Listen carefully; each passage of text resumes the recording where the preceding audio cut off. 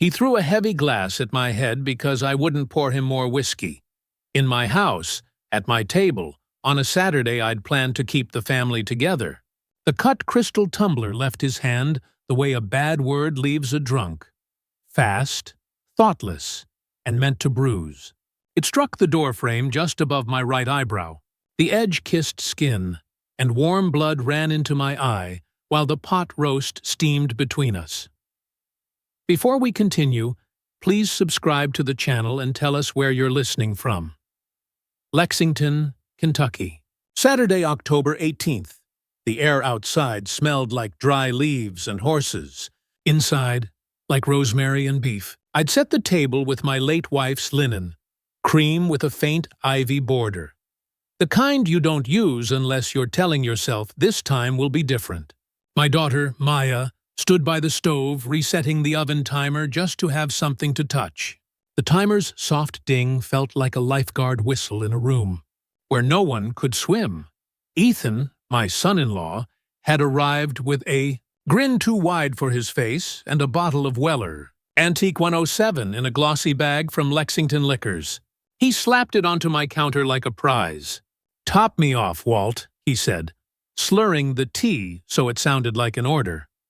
"You've had enough," I answered, steady, lifting the bottle just out of reach. I could smell the afternoon on him. Bar varnish, sweet mash, a hint of mint gum failing at its job. His smile curdled. Chair legs scraped.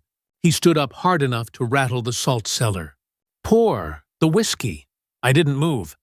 "This is my house," I said, and felt the words land heavier than the glass that followed. The tumbler flashed once under the pendant light and turned into shrapnel against the doorframe.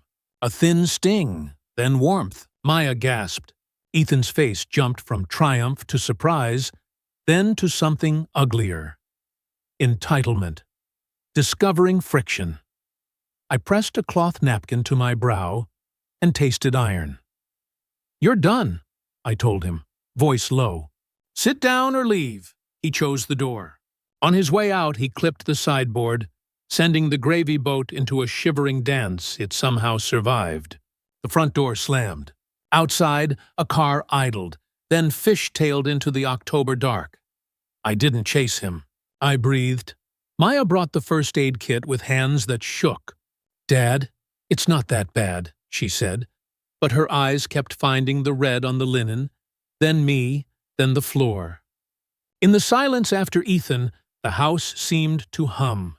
Refrigerator motor, the faint tick of the wall clock, a thread of country radio leaking from a neighbor's garage. Ordinary sounds, rearranged around the new shape of a boundary. "Get my phone," I said. "Top drawer." I took photos. The broken fan of glass at the baseboard, the smear of bourbon on the oak, the neat gouge in the doorframe where crystal kissed wood. I slid the bigger shards into a Ziploc and sealed it with my thumb. The evidence didn't make me feel vindicated. It made me feel awake. At St. Joseph Hospital, the ER waiting room smelled like lemon cleaner and tired.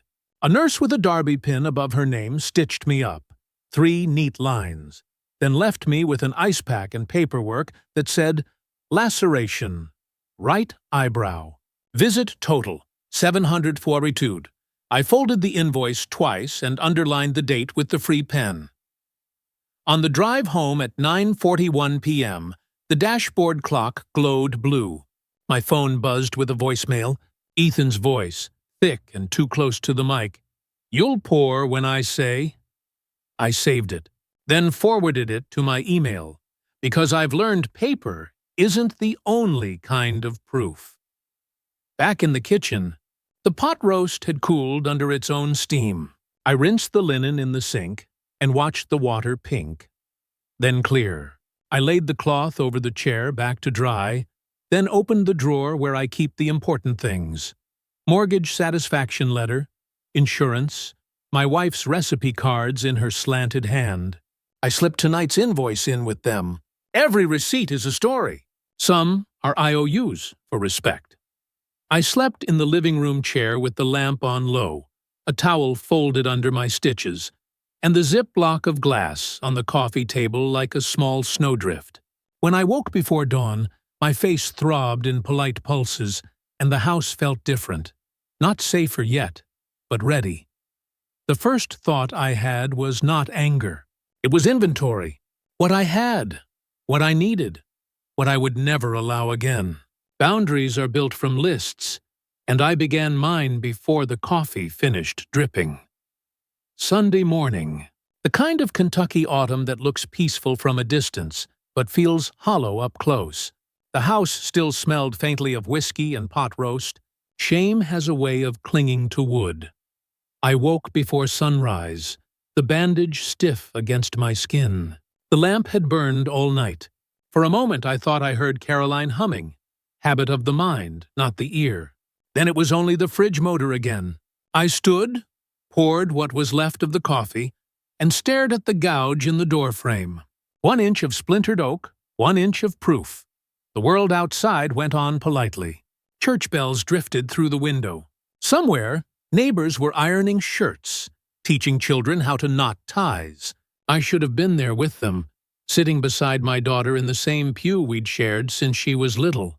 Instead, I pressed my phone camera close to the wall and took one more photo.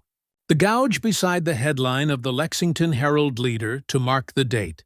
October 19th, Maya texted at 8:12 a.m. He's sorry. Please don't make this bigger. He was drinking all day. I typed, I'm okay. Then deleted I always am, because that part wasn't true. The linen from the table hung drying over a chair, its faint rust stains turning brown. I folded it, labeled a new envelope. Dining room incident. Inside went the hospital invoice, the shard bag, printed photos. My wife used to call this kind of habit your engineer's way of grieving. Maybe she was right. Around 10, Roy Danner knocked. Retired state trooper. Still carried his authority like a spare badge. Heard raised voices last night, he said. You want me to check your camera? He pulled out his phone and opened the HOA ring feed. The footage showed Ethan's arrival, weaving, bottle swinging from a paper bag. Roy paused the clip on the moment Ethan staggered up my walk. You keep a copy, he said, passing me a USB. Dates stamped. Can't argue with that. We sat on the porch steps, the smell of damp leaves thick in the air. I told him what happened. He nodded slowly. You don't let that slide, Walt. You log it. Every word, every bruise, every dollar it costs you. If you don't, he'll turn it into his story. Inside, I opened a fresh notebook and titled the first page, Incident Log. I wrote, Oct 18, 6:32 p.m., dinner at home. Ethan Larkin demanded more whiskey. Refused. Glass thrown. Injury sustained. I stapled the ER bill to it and drew a line beneath the last sentence. My handwriting looked steadier than I felt. By noon, the adrenaline had worn off. Pain took its place. Deep, quiet pain that sits behind your eyes like a tenant. I microwaved yesterday's coffee and didn't drink it. The cup cooled beside the phone. At 2 p.m., I drove downtown, past the courthouse and the old Toyota plant, where I'd given 30 years of my hands. I stopped at Marlowe's Tap, the bar where Ethan liked to brag he networked. The manager recognized him instantly. Oh, that boy? Tab last night, $63.50. Couple doubles, one neat. Left his card, said he'd be back.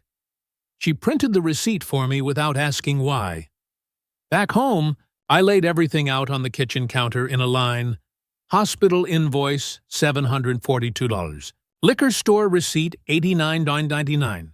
Bar tab, $63.50. Photos, USB drive. Beside them, I placed my mortgage satisfaction letter from 2015. The house was free and clear. My retirement, my peace. Looking at that row, I realized something that felt both cold and clarifying. Every stage of my life had left a paper trail. Marriage license, pay stubs, death certificate, now blood on linen. The story of a man written in documentation. Maya called that evening. Her voice was small. He said he's embarrassed. He should be, I said. Can you forgive him? I can protect myself, I said. That'll have to do. After the call, I sat by the window. The streetlights came on one by one, slow as thought. I replayed Ethan's voicemail again. You'll pour when I say. I let it run until the click, then pressed save. Around midnight, I wrote a list of what to do next. Replace locks. Find lawyer. Document everything again. Then I folded the note and slipped it inside the envelope marked Dining Room Incident. Outside, a lone car passed, tires whispering against wet asphalt. I told myself the same thing I used to tell my crew at the plant after a machinery jam. You can't fix what you pretend isn't broken. Tomorrow, I'd start fixing. Monday morning came with the smell of rain and engine oil.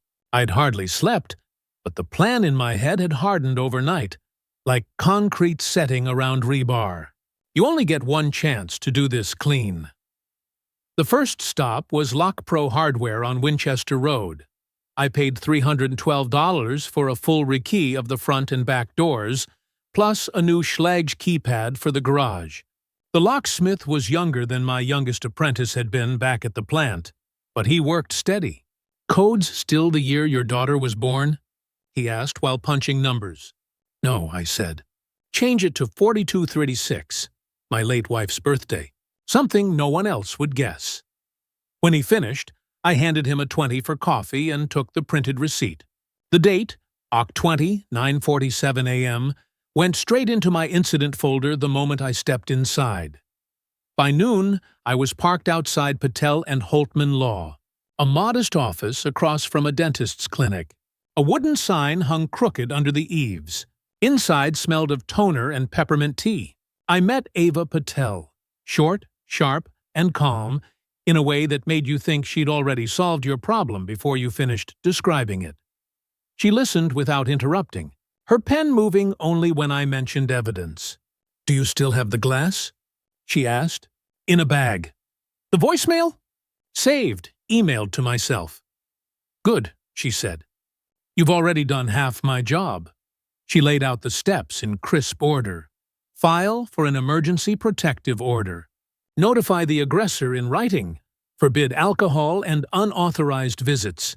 And keep documentation as if a judge were watching. She drafted 2 certified letters, one for Ethan, one for his mother, Claudia. Each began with the same line. This letter serves as formal notice that entry to my property without invitation will be considered trespass. When I signed them, she said, You'll get pushback. They'll call you dramatic. Stay polite, stay factual, and record everything. Polite I can do, I said. Factual's all I've got. I paid her $2,500 retainer on the spot. That number hurt less than I expected. Buying safety should sting a little. It means you're serious. On the way home, I stopped at Best Buy and picked up a small Wyze Cam V3, white cube, motion sensor, night vision. I mounted it high above the china hutch, facing the dining table. I'd fixed enough machinery in my life to trust an extra set of eyes. By late afternoon, Roy dropped by with 2 cups of gas station coffee and that quiet cop patience of his. You filed the report yet? Tomorrow, I said. Ava's helping with the paperwork. He nodded. Good. Get ahead of it. Men like Ethan depend on embarrassment to keep you still. We sat at the kitchen table, the same one that had seen blood 2 nights ago, and went through the footage from his Ring camera again. The timestamp blinked Oct. 18, 6:11 p.m. Ethan stumbled up my walkway, bottle swinging, laughing into his phone. Roy paused the video and said, Drunk as a promise. Then he handed me a flash drive. This copy's for you. Label it and put it somewhere dry.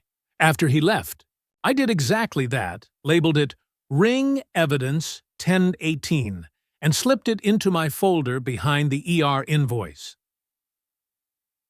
Around 7:42 p.m., I sat in my recliner and opened the voice memo app. I pressed record and spoke like I was talking to a courtroom. My name is Walter Keene. It's Monday, October 20th. I've rekeyed the house. I've contacted counsel. I have evidence of assault and intoxication. This recording is for my protection." My voice trembled once near the end, not from fear but from exhaustion. Still, I saved the file, titled it Statement 1, and backed it up to the cloud. The rain outside had turned into a drizzle, tapping gently on the roof. For the first time since the incident, I felt something resembling control.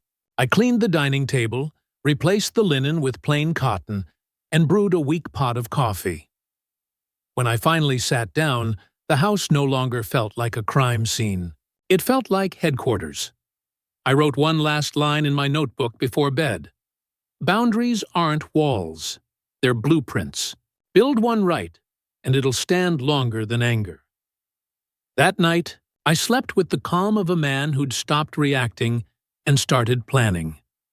Tuesday came gray and cold, a Kentucky kind of gray that makes everything, the barns, the fences, even the air, look older. I brewed my coffee, added no sugar, and laid the plan on the table like blueprints. I'd built machines my whole life. Revenge, as I was learning, worked the same way.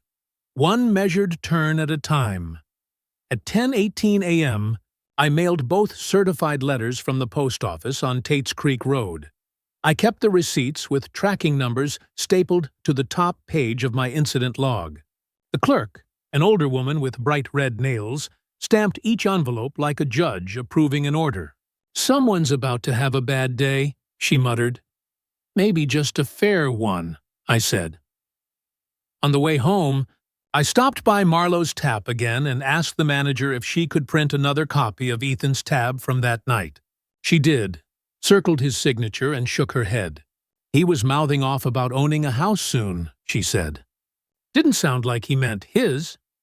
By 3 p.m., I was at the Lexington Police Precinct, filing an official incident report.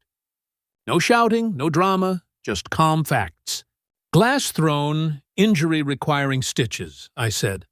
The officer, a young man named Grayson, took photos of the gouge in the doorframe and the small bag of shards. He gave me a card with the case number. I slid it into my folder like another bolt in a structure that was starting to hold weight. Back home, Maya's car was in the drive. She stood on the porch, arms crossed, a knot of guilt on her face. "Dad, he said it slipped. He's not proud of it." "Nothing slipped, Maya," I said quietly. "A hand that throws knows where it's aimed." She looked past me into the house. The new lock caught her eye. "You changed it." "I had to. Does Mom's house feel safer now?" she asked, voice catching. "It does," I said. "And she'd have told me to." Inside, I set the kettle to boil. We sat at the table, the one that had nearly been my undoing. The Wisecam's small blue light blinked from the hutch, a silent witness, always watching. Maya glanced at it.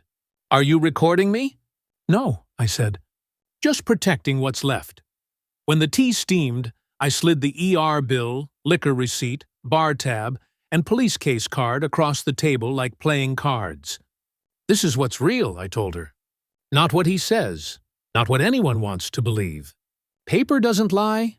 She stared at the ER invoice the longest, the line that read, "Total, 742 sequiturs." "Dad, I didn't know." "You didn't want to," I said softly. "Now you do." We sat in silence, the whistle of the kettle filling the space. When she left an hour later, she hugged me. I felt her ribs shake, the kind of silent sob a person hides from themselves. "Please don't hate him," she whispered. "I don't," I said. "I just don't trust him." After she drove away, I wrote a new note in my incident log, OCT 21, 4:12 p.m. Meeting with Maya. Confirmed ongoing denial by Ethan. Showed documentation. Maintained calm demeanor. That night, I opened the Wisecam app on my phone and adjusted the field of view. It caught the entire dining table now. I hit record and walked through the house, naming each change I'd made, the locks, the camera, the letters. Each small step was another layer of armor. Later, I went to my garage shop, where my old tools hung like medals of labor. I sharpened a chisel, just to steady my hands. Every stroke across the whetstone was a memory. The plant floor, the hum of machines, Caroline's voice calling me in for dinner. "You can't stop a storm," she used to say. "You just brace the house and wait it out." At 8:40 p.m., my phone buzzed. A voicemail from Ethan again.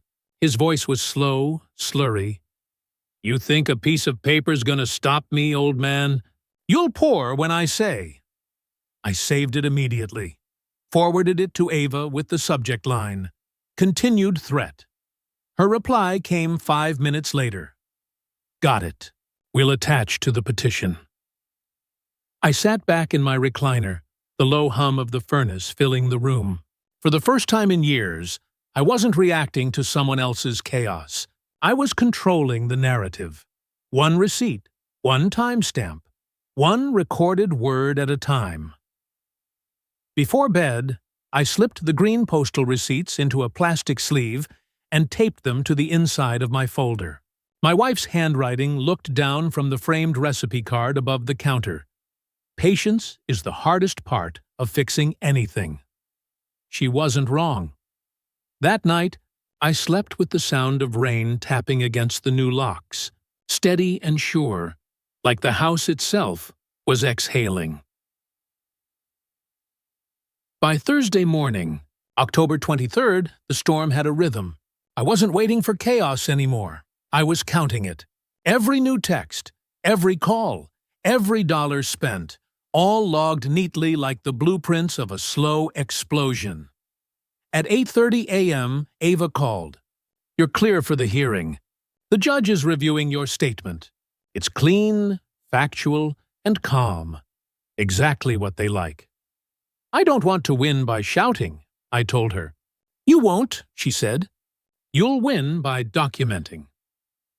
By 11:00 a.m., I was at the Fayette County Courthouse, the air inside smelling faintly of paper and disinfectant. The judge glanced over the documents Ava had prepared, the photos, the voicemail transcripts, the police case report, and the certified letters now marked delivered. She read in silence, adjusted her glasses, and finally said, "Mr. Keene, we'll issue the emergency protective order effective immediately. No contact, no alcohol on or near your property." She stamped the paper. The sound was soft, final, like a latch closing. When I stepped outside, Lexington's air felt thinner, lighter. I folded the EPO carefully and slid it into my inside pocket. That single page felt heavier than a gun, and safer. Back home, I made 3 copies of it, one for Ava, one for Roy, and one for my wall safe. Roy stopped by that afternoon, carrying his thermos and a quiet grin. "Word travels," he said. "Claudia called the HOA already. Said you're ruining the family name." I laughed once. "Good. Maybe the family name could use a rebuild." At 4:16 p.m., my phone rang again. Blocked number. Claudia's voice, syrupy but cold. "Walt, this is childish. You'll ruin Ethan's career. People talk, you know." "Let them," I said. "He's my son." "And she's my daughter," I replied. "But my house isn't his bar." She sighed, low and dangerous. "You think this paper matters?" I said, "It's got a seal on it. I've learned seals bite harder than sons-in-law." Then I hung up. The voicemail tone buzzed almost instantly after. I didn't delete it. I recorded it on speaker and saved it under the name Blocked 223. Evidence is patient. That night, another text from Ethan came through a new number. "We need to talk. Man to man," I replied.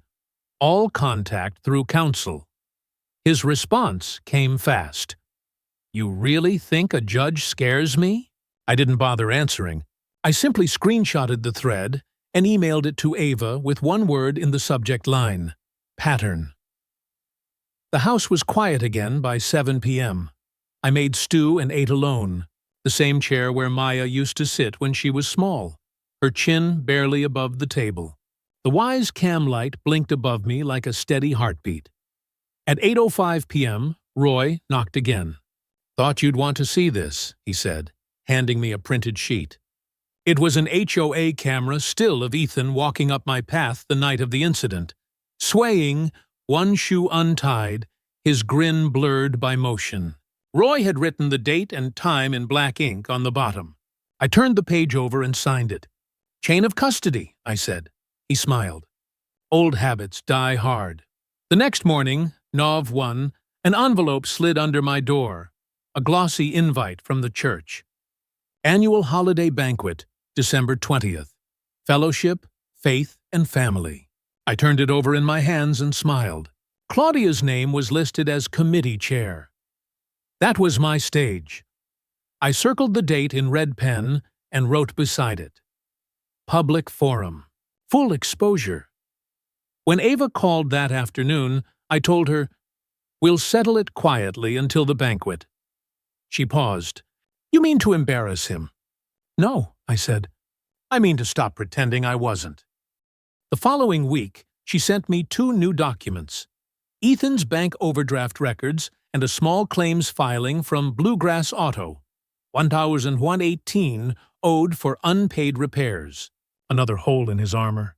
I slid the pages into my folder behind the EPO. Every night I rehearsed my calm. I stood in front of the mirror, reciting dates, facts, and names without bitterness. The trick wasn't to sound angry, it was to sound certain. By mid-November, the leaves had gone copper and brittle, and the town started hanging Christmas lights. The world outside was moving on schedule. Mine was counting down. Maya texted me one evening. He says he wants to make peace. "Can we all do dinner on Thanksgiving? No drinking, I promise." I stared at the screen for a long time before replying, "Dinner? Yes. Peace, maybe." When I put the phone down, I caught my reflection in the glass door. The faint scar above my right eyebrow. The same door where the tumbler had hit. I didn't hate the mark. It looked honest. Before bed, I opened the folder, traced the embossed seal on the EPO, and said to the empty room, "1 month, 1 dinner, 1 reckoning." The clock ticked past midnight. Outside, wind rattled the new lock. It held. Thanksgiving morning came colder than it should have. The sun was out, but the air had that thin edge you only get in late November when even the wind feels hungover. I'd been up since dawn, basting a small turkey, setting out 2 chairs instead of 4. The house smelled like butter and rosemary again, almost the same as the night everything went wrong. Only this time, I wasn't pretending things were fine. At 11, my daughter called. "Dad," she said softly, "he wants to come. He promises no drinking. He says he just wants to apologize." "Then he can do it sober," I said. "He will," she said quickly. "Please, just 1 dinner. For me?" I stared at the turkey, steam ghosting off the skin. "All right," I said finally. 1 dinner. No alcohol. No raised voices. My house, my rules. By 5, the table was set. Simple: mashed potatoes, stuffing, gravy, and the same linen. Washed, pressed, faint rust still visible in the weave. I left it there on purpose. History deserves its scars. At 5:42 p.m., headlights swept across the window. Ethan stepped out first, Maya behind him. He was wearing a new blazer, hair combed, face too smooth. Sober, yes, but not clean. He carried a gift bag that clinked when he set it down. "Evening, Walt," he said, that fake warmth dripping from every word. "Truce, right?" He reached into the bag and pulled out a bottle of whiskey. Weller 107 again, the same brand. He grinned like a magician pulling a rabbit. "Just for you. Thought we could toast to forgiveness." I looked at the bottle, then at him. "You read the letter I sent, Ethan?" He blinked. "Which one?" "The one taped inside the pantry door." He followed my eyes to the kitchen. The letter was right where I'd left it. Notice of no alcohol permitted on premises. Signed and certified. His grin flickered. "It's just a drink, Walt. You're making a scene," I said quietly. "No, I'm making a line." He stepped closer, the smile gone now, hands twitching. You think you can control everyone around you with your rules and your little papers? The Wise camera's blue light blinked once from above the hutch. I didn't flinch. No, I said. Just myself and my home. He stared at me for a long second, breathing through his nose like a bull weighing the gate. Then he laughed. Short, sharp. You got that camera still running? What's next? You gonna call your lawyer because I opened a bottle? He uncorked it, poured 2 fingers into a glass, and raised it like a challenge. To peace, he said, Maya whispered. Ethan, please don't. He downed it anyway. The sound of the swallow filled the room. Then he poured another. I didn't move.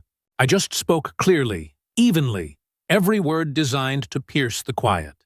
You're violating the protective order, Ethan. You're drinking on my property. He froze mid-pour, eyes narrowing. That piece of paper? That's between us. Nobody's gonna... The front door creaked open. Roy stepped in, holding a small foil-covered pie. Hope I'm not late, he said, voice casual, eyes sharp. He took in the bottle, the glass, the tension like he was reading a report. Evening, folks, Ethan stammered. We were just... Roy nodded toward the hutch. You know that camera's got sound too, right? Picks up real good.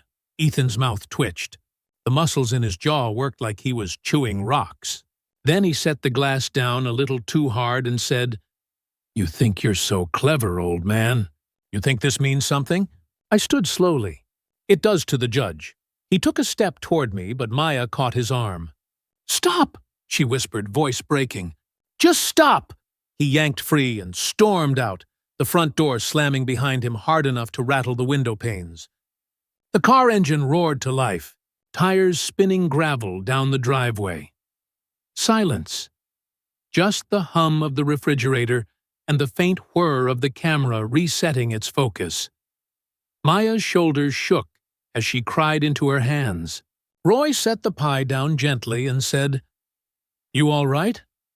I nodded. Better than I was in October. He pointed to the camera. That thing catch everything? Every word, I said.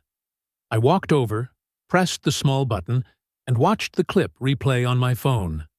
Ethan's voice, the toast, the open defiance. It was all there, time-stamped, clear and steady. Proof you could hold in your hand. Maya wiped her face. He's going to hate you. I can live with that, I said. Hate doesn't last. Restraining orders do. Roy gave a low whistle. You sure you want to file another complaint? Yes, I said, but not out of spite. Out of pattern. We sat back down, the 3 of us, and ate dinner in the quiet aftermath. The turkey was cold. The gravy congealed. But it didn't matter. Peace tastes fine at any temperature. When Maya finally left, she kissed my forehead right above the scar. I don't know if I can forgive him, she whispered. You don't have to, I said. You just have to see him. After she drove away, I stood in the doorway and watched the taillights fade into the dark. Then I went back to the table, poured myself a glass of water into the same tumbler he'd used, and lifted it toward the empty room. To peace, I said softly. The Wise camera blinked once more, as if nodding. Then I sat down, opened my laptop, and sent Ava the footage with the subject line, Violation. Thanksgiving. Her reply came 10 minutes later. Perfect. Quiet evidence is the loudest kind. I closed the laptop, looked around my house, and realized something rare. Not fear, not triumph, just calm. The kind you only earn after standing your ground. Outside, the wind had shifted. The last of the leaves scratched across the driveway, gathering under the porch light like old secrets swept together. I locked the door, checked it twice, and whispered the same words that had become my armor. This is my house. That night, for the first time in months, I slept all the way through. December 20th. The air in Lexington carried that mix of pine and car exhaust you only get the week before Christmas. It was the church's annual holiday banquet. a fundraiser, a photo op, and for Claudia Hale, a stage polished just for her. I'd circled this date in red a month ago. It wasn't revenge I wanted anymore. It was sunlight. Lies rot fastest under it. By 5:30, I was already parked outside the fellowship hall. The brick building glowed soft gold under string lights. Through the frosted windows, I saw silhouettes moving, people laughing, music floating, silver trays catching candlelight. Maya had convinced me to come. "It's just dinner, Dad," she'd said, her voice brittle. No one wants trouble. Trouble wasn't something I carried anymore. I just carried evidence. Inside, the heat wrapped around me like breath. A live piano played carols. People I'd known for years smiled with the strained politeness reserved for scandal survivors. Every table was covered with green linen and gold napkins folded like crowns. Claudia was near the front, sparkling in sequins, working the room like a politician. "Walter!" she trilled when she spotted me. "How brave of you to come," I smiled. Brave's not the word I'd use. Her son stood beside her. Ethan. Clean shave, pressed shirt, eyes darting around like he was watching a tripwire. The bruise of ego is slower to fade than the one I wore. We took seats near the center. Maya between us. Thin peace offering. Pastor Ben took the podium, his tone syrupy as ever. Tonight we celebrate faith, family, and forgiveness. Forgiveness. The word landed like glass against wood. Halfway through the meal, Claudia rose to make her toast.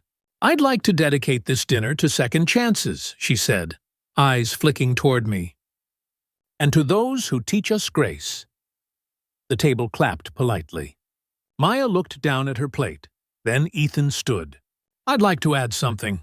He cleared his throat, voice tight. "It's easy to talk about forgiveness when you've been painted as a villain, but what about when your mistakes get paraded around like trophies? When your own family turns on you because someone can't let go?" The room stilled. Forks froze midair. Maya whispered, "Ethan, please don't." He ignored her. "I've been humiliated for months because one old man can't stop playing victim. He records everything, takes pictures, drags lawyers into private family matters." He glared at me. "You've destroyed my reputation." I stayed seated, calm, hands folded. "Your reputation," I said quietly, "destroyed itself." He laughed. A brittle, empty sound. "You think anyone cares about your paperwork? Your little cameras? You're pathetic!" The pastor tried to interject, but Claudia lifted a hand. "Let him speak," she said. Her tone was honey over a knife's edge. Ethan leaned forward, both palms flat on the table. "You think you're some kind of hero, Walt? Guess what? Nobody believes you. You've got nothing." I took a slow breath and reached for my leather folder, the one I'd labeled Peace. I set it gently on the table between the pecan pies. The sound of the clasp opening was small, but it sliced through the room like a crack of thunder. "I've got enough," I said. I stood. My voice wasn't loud, but every word landed steady. "This," I held up the first sheet, "is the Emergency Protective Order, dated October 23rd. This is the police report. This is the ER invoice. This—" I laid down a printed still frame of him from the Wise footage, whiskey glass in hand, time-stamped Thanksgiving night. "Is you violating it?" Gasps rippled through the room.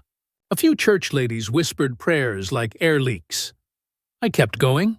"And here," I held up a USB drive, "is your voice saying, 'You think a piece of paper's gonna stop me, old man?'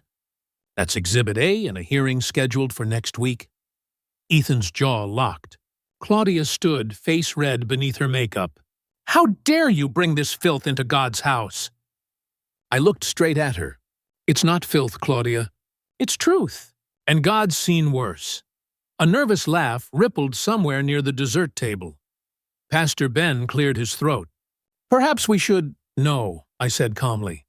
"We should finish." I turned to the crowd. "Some of you have known me 30 years. You've eaten at my table, seen me bury my wife, watched me pay off my home one bolt, one overtime shift at a time. I don't raise my voice unless I'm fixing something. Tonight, I'm fixing something. I gestured to the documents. This isn't revenge. It's repair work. The silence that followed was thick enough to stand on. Ethan lunged toward me suddenly, but Roy, seated a few tables away, was already moving. He stepped in, steady as ever, and laid a hand on Ethan's shoulder. "Sit down, son," he said, voice level but final. "You're already on tape again." Ethan froze, eyes darting to the blue light on Roy's phone. Another recording. Another witness. He sat back down. Hard. I closed the folder, slid it toward the pastor. "You can keep those copies for your records," I said. "And for the church's peace of mind." The pastor looked dazed. "Mr. Keene, thank you," I nodded once. "You're welcome." I turned to Maya. She was crying quietly, but there was relief in it. A kind of release you only feel when the truth finally stops hiding. "Let's go home," I told her. We walked out together, the low murmur of gossip following us to the door. Behind me, I heard Claudia's brittle voice cracking into a prayer that sounded more like a curse. Outside, the air was cold, sharp, cleansing. The church lights glowed behind us like a fire seen from a distance, bright, contained, dying down. At the car, Maya took my arm. "You didn't yell," she said. "Didn't need to." "You didn't humiliate him." "No," I said. "I just let him do it himself." We drove in silence. The road home was slick with frost, streetlights cutting the dark into small, manageable pieces. When I parked, I handed her the folder. "Keep it for now," I said. "Proof belongs with the next generation." She smiled through her tears. "You really planned this?" "Not revenge," I said. "Accountability. It's lighter to carry." Inside, I poured 2 mugs of coffee. No whiskey. We sat by the fire until it went out on its own, the logs collapsing into soft ash. Before she left, she kissed my scar and said, "You're the calmest man I know." "Calm's cheaper than bail money," I said. She laughed. The first real laugh I'd heard from her in months. When the door closed behind her, I exhaled for the first time all night. The wind outside hummed against the window, and I thought of Caroline again, her voice steady in my memory. Fix it right, or don't fix it at all. Tonight, it was fixed. The morning after the banquet, I woke before sunrise, the house silent except for the sound of wind pushing against the window. Lexington was glazed in frost. My breath fogged the glass when I looked outside. It felt fitting. Some things need to freeze before they can be cleaned. At 6:45 a.m., my phone buzzed. It was Ava. "It's all over the local feed," she said. "Someone filmed the confrontation. A few clips are making rounds. Nothing too invasive, but enough." "Enough for what?" I asked. Enough to remind him that public image cuts deeper than any gavel. I opened the local paper's website. There it was. Church dinner erupts in family dispute. Protective order evidence presented publicly. The article didn't name me, but Lexington's a small city. Everyone would know. By 8, the calls started. Church members, neighbors, even Roy's wife, all versions of the same message. You did the right thing. I didn't need their validation, but it felt like oxygen after months underwater. Maya stopped by at 9. She looked tired, but lighter. "He's furious," she said. Mom called crying. "He's blaming everyone. Said you staged it." I poured her coffee. "Let him," I said. "Truth doesn't need choreography." She took a sip and stared into the mug. "I think it's over," she said softly. "I'm filing for separation." I reached across the table, covered her hand with mine. "It's not giving up, Maya. It's stepping out of the way before someone drags you down with them." At 10:30 a.m., Ava called again. "We've got grounds for escalation. He violated the EPO twice, Thanksgiving and the church dinner. The judge will extend it to a DVO without question. I'm filing the motion this afternoon." She paused. "You did exactly what I hoped you would. Stayed calm, stayed factual, and gave him enough rope to hang his own story. By lunchtime, the attorney's email hit my inbox with the subject line, Court Hearing. Deck 22. When that day arrived, the courthouse smelled of coffee and cold marble. Ethan sat at the defendant's table, hands clenched, suit wrinkled, jaw locked in that same arrogant shape. Claudia was there too, but she wouldn't meet my eyes. The judge, the same one who'd signed the EPO, adjusted her glasses and looked down at the papers Ava had stacked neatly on her desk. Photos, receipts, transcripts, and a flash drive labeled Thanksgiving Violation. "Mr. Hale," she began, voice flat but cutting, "the court has received ample documentation showing continued violation of a standing protective order. Video evidence depicts alcohol consumption on petitioner's property and direct verbal aggression. Do you have anything to say?" Ethan muttered. "It's family business." The judge didn't flinch. "It became legal business when you ignored an order. Family doesn't excuse assault," she turned to me. "Mr. Keene, you've acted with restraint and consistency. I'm extending the protective order for 1 year. The respondent will attend mandatory anger management and substance counseling. Any further violations will result in immediate arrest." The gavel struck once. Simple sound. Enormous relief. Outside, the December sun hung low and pale. The courthouse steps were slick with frost, but I took them slow, steady. Maya waited by the car, scarf wrapped tight around her neck. "Well?" she asked. "1 year," I said, "and peace for however long we want it." She hugged me, long and quiet. "You didn't just protect yourself," she said. "You protected me, too." That night, I sat at my kitchen table with Roy and a pot of strong coffee.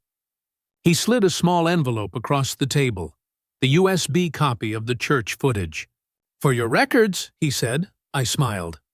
"You're better than any lawyer I've met," he chuckled. "Nah, just a man who likes seeing the right person win once in a while." After he left, I went through every piece of evidence one last time. The glass shards, the receipts, the notarized copies, each now marked filed. I added the final line in my notebook. Deck 22. Final order granted. Case closed. Cost $160 in legal fees. Value peace of mind. Priceless. I placed the notebook in my safe, locked it, and for the first time since October, the house didn't hum with tension. It just breathed, wood settling, furnace sighing, the quiet sounds of a place finally remembering it's a home. Before bed, I poured myself a glass of water, raised it toward the empty chair across the table, and whispered, "We fixed it right this time, Caroline." Then I drank to silence, and meant it. January came in gray and bone cold. The holidays were over, but the world hadn't quite reset itself. The lights were still up in a few yards, wilted wreaths hanging like tired apologies. My house, though, felt new, the kind of quiet that follows a storm. Not empty, just peaceful. It was January 9th when Ava called. "The order's officially entered into record," she said. "He's enrolled in anger management. Court's monitoring his compliance." I thanked her, but what I really felt wasn't victory. It was release. For months I'd been tightening bolts on a machine that kept rattling apart. Now, finally, the vibration stopped. That same week, I got a letter from the church. Pastor Ben's handwriting, neat as sermon notes. "Mr. Keene, we've reviewed what transpired at the banquet. Thank you for handling your situation with dignity and restraint. Please know the church stands by you and your family." There was a small check enclosed, a donation refund from the Christmas drive I'd contributed to years ago. "No hard feelings," the note read. I smiled. Even forgiveness has receipts. Word spread faster than winter wind. In the grocery store, people nodded as I passed. At the barber shop, someone said, You gave that fella the kind of lesson money can't buy. I just smiled, paid, and tipped double. Justice didn't need me to gloat. It was doing fine on its own. Ethan, on the other hand, was unraveling in public. The Lexington Ledger ran a small follow-up in mid-January. Local consultant suspended following domestic dispute allegations. No mugshot, no big scandal, just the slow suffocation of reputation. I didn't clip the article for pleasure. I clipped it for closure and filed it behind the EPO. Maya came by more often now. She'd rented a small apartment near Tate's Creek, modest but clean. One Saturday, I helped her move a second-hand couch upstairs. "It's not much," she said. "It's yours," I told her. "That's more than enough." We worked quietly, the way people do when words would only make things heavier.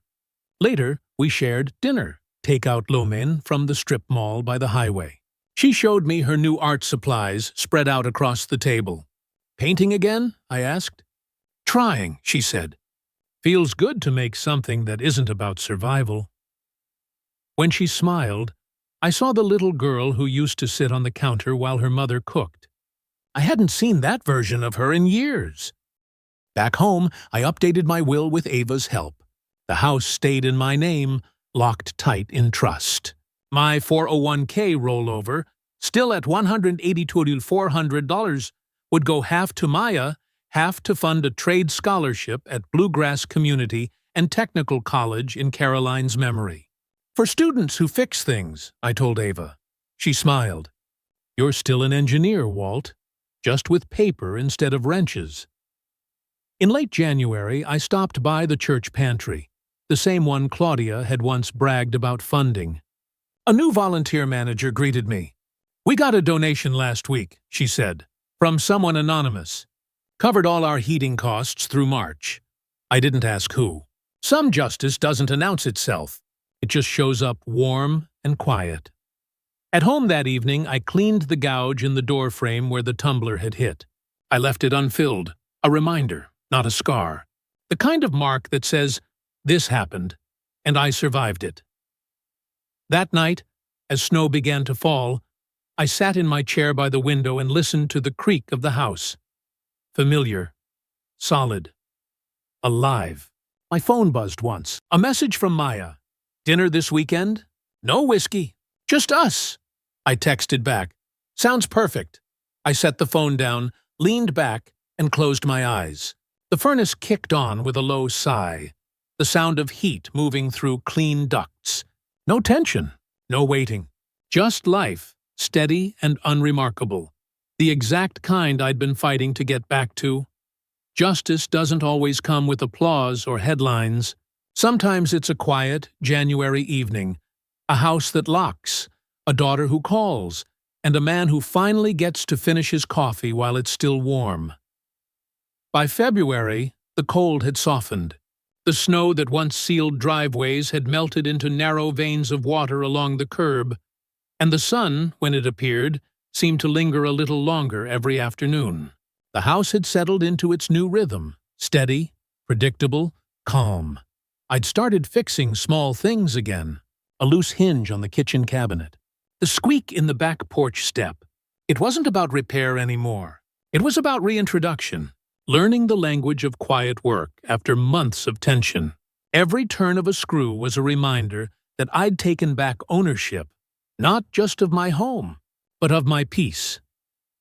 One Saturday morning, I stood in the dining room, staring at the faint gouge still visible on the doorframe. I'd considered sanding it out a dozen times, but always stopped short. The mark had become part of the house's history. Unwanted, yes, but honest. I took a photo of it, printed it, and slipped it into the back of my incident log. Beneath it, I wrote, "Not damage, evidence of survival." The linen, once stained and folded away, came back from the cleaners nearly spotless. Nearly. A ghost of the rust stain still lingered, a memory threaded into fabric. I folded it neatly, tucked it into the drawer where my wife's things used to be, and left a note.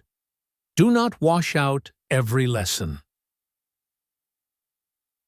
In the evenings, I found myself sitting in that same chair by the window, a cup of tea warming my hands. I'd turn on the old radio, the kind with a soft hiss between stations, and listen to the local talk shows about winter bills, neighborhood fundraisers, and high school basketball scores. Normal, mundane life. The sweetest kind of background noise. Sometimes, my mind drifted back to that night in October. The whistle of the tumbler, the flash of glass, the way the world snapped into focus afterward. I didn't relive it with anger anymore. I relived it with clarity. The moment the glass hit the door wasn't the night I was attacked. It was the night I woke up. Roy dropped by once a week, still bringing his thermos of coffee. We didn't talk much about the case anymore. He'd sit in the recliner, watching the wise cam light blink above the hutch, and say things like, "You know, Walt, most folks would have either swung back or given up." "I've done enough swinging in my life," I'd reply. This time, I wanted precision. Maya called every few days now. Her voice sounded different, lighter, freer. "Dad, I'm painting again," she said once. "It's not great, but it feels right." "That's the point," I told her. Feeling right beats looking perfect. The following Sunday, I went out to the garden Caroline once loved. Winter had left it bare, but under the frost, I saw the first crocus tips pushing through. I crouched down, touched the soil, and whispered, "You were right, love. Fix it right, or don't fix it at all." That night, I brewed one last cup of tea and stood in the doorway, the house lit only by the lamp beside my chair. Every object around me, the table, the hutch, the repaired lock, wasn't just furniture. It was evidence of perseverance. I smiled, a small one, the kind that doesn't announce itself but settles in quietly, like good weather after too long a storm. Before turning in, I wrote one more line in my notebook. Peace is maintenance. Keep it oiled. Keep it honest. Then I closed the book, turned off the light, and let the quiet fill the room. By late March, the world had traded frost for rain. The yard glistened under thin sunlight, puddles reflecting the soft green of returning grass.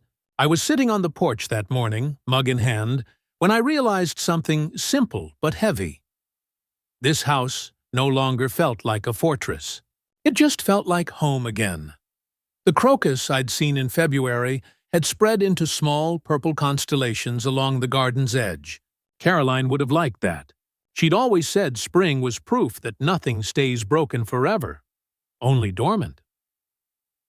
That Sunday, Maya invited me over for dinner. Nothing fancy, she'd said. Just me, you, and peace. Her apartment was small but warm, smelling faintly of lemon soap and acrylic paint. A canvas leaned against the wall, a half-finished lighthouse on a gray sea. "Still working on it," she said shyly. "It's supposed to be about finding your way home." "You're doing fine," I said. Dinner was simple. Chicken and rice, the kind Caroline used to make. We ate slowly, talking about ordinary things, a new bakery near her work, Roy's latest fishing misadventure, how the Kentucky Wildcats kept losing close games. When we finished, she stood up, walked into the other room, and came back holding a small, square box wrapped in brown paper. "For you," she said. "Late, but I think it fits." Inside was a heavy glass tumbler, the same cut pattern as the one Ethan had thrown, but etched near the base were 4 small words in cursive. "My house. My rules." I laughed before I could stop myself. It wasn't a bitter sound this time. It was release, deep and clean. "You had this made?" I asked. She nodded. "I figured you should own the story now." I turned the glass in my hands, watching the etching catch the light. "This one's for water," I said. She smiled. "Exactly." We toasted, not to revenge, not even to closure, but to the quiet continuation of life. Later, when I drove home, the evening air smelled of wet earth and chimney smoke. I parked in the driveway and sat for a minute, engine ticking softly. Across the yard, the porch light flickered once before settling. A small imperfection, like everything human. Inside, I placed the new glass on the shelf where the bourbon used to sit. Beside it, I set the last piece of paper from my folder. The official order of protection. Expiration, December 22nd. I folded it neatly and whispered, "Let's hope it collects dust." The house felt lighter now. Not like something defended, but something earned. I walked to the window, looked out over the quiet neighborhood, and thought of all the people who had underestimated silence, who thought calm meant weak, that politeness meant permission. They never understood that some men fight with fists, and others with records, receipts, and the weight of patience. I touched the scar above my eyebrow. Faint now, but still there. My reflection in the glass smiled back, older, but steady. "You didn't lose me," I said softly. "You gave me away." It wasn't anger anymore. It was gratitude, for the wound that had finally taught me where to stop giving and where to start keeping. I turned off the lamp, leaving only the porch light glowing through the window. The etched glass caught that glow just enough to shimmer, like a small, silent reminder that peace, real peace, doesn't need to announce itself. It just stands quietly, waiting for someone strong enough to hold it. And for the first time in a long, long while, I did.